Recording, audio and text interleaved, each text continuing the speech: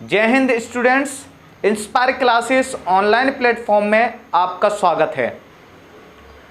हम modern history start कर रहे हैं और मॉडर्न हिस्ट्री को स्टार्टिंग से बिल्कुल स्ट्रक्चर वे में समझेंगे कि मॉडर्न हिस्ट्री का शुरुआती दौर किस तरीके से रहा है और कहां तक मॉडर्न हिस्ट्री का शुरुआत किस तरीके से किया गया था। मॉडर्न हिस्ट्री कहां से शुरुआत, यानी कि आधुनिक भारत। आधुनिक भारत के बहुत से ऐसे तथ्य स्टार्टिंग में रह जाते हैं जिसको शायद बहुत से टीचर इग्नोर करते हैं और क्वेश्चंस वहीं से बनने की संभावना हो जाती है। तो आपको क्या करना है, स्टार्टिंग से ही बिल्कुल मॉडर्न हिस्ट्री को पढ़ना है जिससे कि हमारे क्वेश्चंस बिल्कुल भी मिस ना हो और हमें पूरा नॉलेज मिल सके। तो चलिए स्टार्ट करते हैं। इसमें हम देखेंगे भारतीय राष्ट्रीय आंदोलन को शुरू क्यों किया गया था, क्या इसकी जरूरत थी, थोड़ा इसके पीछे की कहानी समझते हैं। अंग्रेजों के चंगुल में था देश हमारा, ठीक है, और अंग्रेजों की जकड़ से हम लोग निकल नहीं पा रहे थे। तो इसके लिए हमें क्या करना पड़ा, भारतीय राष्ट्रीय आंदोलन चलाना पड़ा, ठीक है। भारतीय राष्ट्रीय आंदोलन की शुरुआत ही इसलिए हुई थी जिससे हमारा देश आजाद हो सके, हम अपनी जो गुलामी की चपेट में थे उस गुलामी की चपेट से बाहर निकल सकें। इसलिए ही भारतीय राष्ट्रीय आंदोलन को चलाया गया था। कब से स्टार्ट हुआ था, 1885 से लेकर के 1947 तक भारतीय राष्ट्रीय आंदोलन चला। इसमें अहम भूमिका बहुत से नेताओं ने निभाई, बहुत से नेताओं ने अपना योगदान दिया, बहुत से क्रांतिकारियों ने अपना योगदान दिया। तब जाकर के ही तो हम लोग राष्ट्रीय आंदोलन के बदौलत ही आज स्वतंत्र जिंदगी जी पा रहे हैं। उसकी सिर्फ यही भूमिका है। तो मॉडर्न हिस्ट्री को आप बिल्कुल इग्नोर मत कीजिएगा, मॉडर्न हिस्ट्री के क्वेश्चंस बनते हैं, ठीक है। तो यहां से आपको क्या है कि मॉडर्न हिस्ट्री शुरू से क्या करते हैं, बहुत से स्टूडेंट की गलती समझ लेते हैं। क्या करते हैं, एंशिएंट हिस्ट्री पढ़ा, मेडिवल हिस्ट्री पढ़ा, बट मॉडर्न हिस्ट्री इग्नोर कर देते हैं। कुछ टीचर कहते हैं कि मॉडर्न हिस्ट्री का स्ट्रक्चर भी स्टार्टिंग से नहीं पढ़ना है, सीधा हम स्टार्ट करते हैं। कहां से, वो कहते हैं चलो ठीक है इसको छोड़ते हैं, सीधा मुगल साम्राज्य पर आते हैं। भैया पतन, मुगल पतन, ये सारी चीजें आप पढ़ ही लोगे, पर अगर आपको शुरुआती दौर नहीं पता तो उसका क्या मतलब है, आप आगे कुछ चीजें समझ रहे हो। चलो हम थोड़ा सा, ठीक है, तो हम समझते हैं कि इसमें जो नेताओं ने योगदान दिया, किस प्रकार से इसका चलन रहा और किस प्रकार से हम लोगों ने राष्ट्रीय आंदोलन को आगे बढ़ाते हुए अपनी स्वतंत्रता को प्रदान किया, ठीक है। चलिए क्या हुआ, भारतीय राष्ट्रीय आंदोलन जो था वो 1885 से लेकर के 1947 तक चला। 1947 में हमारा देश क्या हो गया, आजाद, ठीक है। 1947 तक चला। इसमें क्या क्या योगदान रहे हैं, किस प्रकार से यह चला था, तो इसकी वास्तविक शुरुआत जो है, वास्तविक शुरुआत वर्ष 1985 में ही हो गई थी, ठीक है। 1985 में क्वेश्चन यहां से बन सकता है कि भारतीय राष्ट्रीय आंदोलन की शुरुआत किस वर्ष में हुई थी, तो किस वर्ष में हुई थी, पॉइंट नोट कीजिए, 1885 में, ठीक है। पॉइंट नोट करते जाना है क्योंकि फैक्चुअल डेटा ही यहां पर पूछा जाता है, फैक्चुअल डेटा पर हम कवरेज करेंगे, ठीक। तो 1885 में शुरुआत होती है। अब क्वेश्चंस बनने की संभावना कहां से हुई, कि शुरुआत होती है किसके द्वारा होती है, किसके साथ होती है, इसके बारे में भी तो हमें पता होना चाहिए। तो यह शुरुआत राष्ट्रीय कांग्रेस, जिसको इस टाइम पे कांग्रेस कह सकते हैं, ठीक है, यानी कि नेशनल कांग्रेस की स्थापना के साथ ही इसकी शुरुआत कर दी गई थी, ठीक है। समझ गए। दो क्वेश्चंस यहां से हमें मिले। पहला क्वेश्चन रहा है कि भारतीय राष्ट्रीय आंदोलन की शुरुआत कब हुई, उस वर्ष को बताइए। तो आपको क्या वर्ष देखना है, 1885। भारतीय राष्ट्रीय आंदोलन की शुरुआत किसके साथ हुई थी या किसके द्वारा हुई थी, तो किसके साथ हुई, राष्ट्रीय कांग्रेस की स्थापना के साथ ही भारतीय राष्ट्रीय आंदोलन की शुरुआत हुई थी। ठीक है, इसको 3 चरणों में विभाजित करके पढ़ा जाता है। 3 चरण इसके बनाए गए हैं, जिससे हमें पढ़ना है कि किस चरण में क्या हुआ, किस चरण में क्या किसका योगदान रहा। तो चलिए देखते हैं, प्रथम चरण को देखते हैं। प्रथम चरण हमारा 1885 से लेकर के 1905 तक रहा है। इसमें क्या क्या रहा है? इसमें मुख्यतः नरपंथियों का वर्चस्व रहा। क्वेश्चंस बनने की संभावना।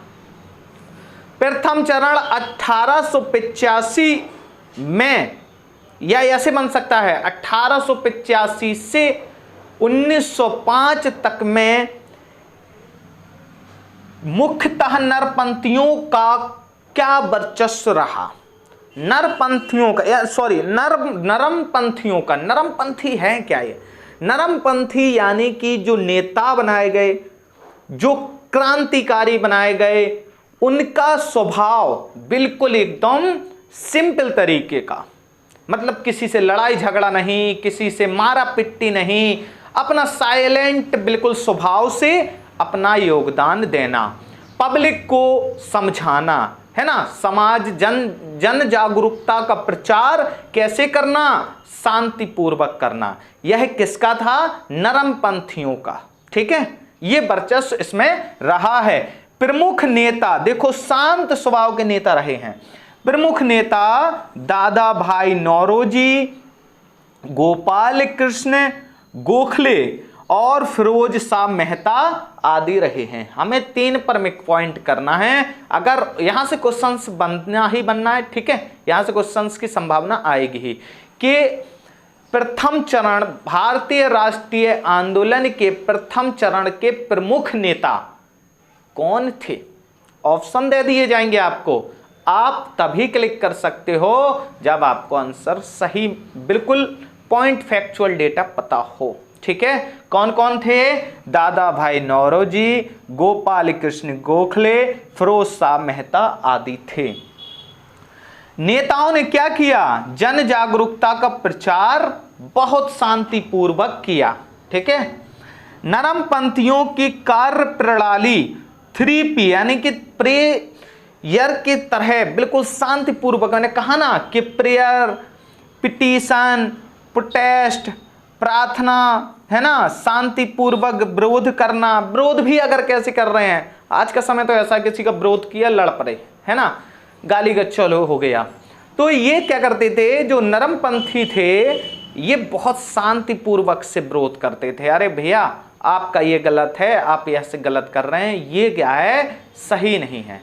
नम्रता से बिल्कुल पेश आना, ये था हमारा नरमपंथियों का वर्चस्व, जो कि चरण हमारा प्रथम में रहा है। और प्रथम चरण कहाँ से, थोड़ा आप याद करते हैं कि प्रथम चरण कब से कब तक रहा? तो 1885 से 1905 तक रहा है।